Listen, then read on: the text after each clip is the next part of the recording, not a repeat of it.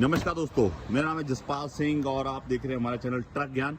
तो यहाँ पर BS3 गाड़ी अशोक लेलैंड की जो हमने रीफैब्रिकेट की है, तो उसका मैं आपको सबसे पहले यूपी की गाड़ी है और इंजन साउंड यहाँ पर मैं आपको चेक करवाना चाहता हूँ। यहाँ पर इंजन साउंड आप गाड़ी का चेक कर सकते हो और जब एक्सीलरेट करेंगे, RPM बढ़ाएंगे,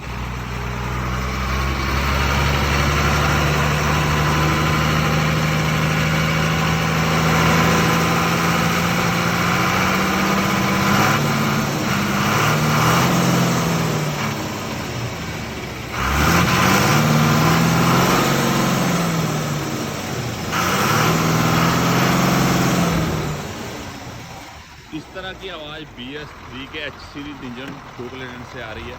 और अगर आपको वीडियो अच्छी लगी हो तो प्लीज़ लाइक करना और शेयर करना।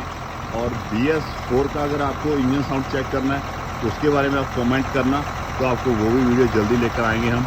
नमस्कार दोस्तों।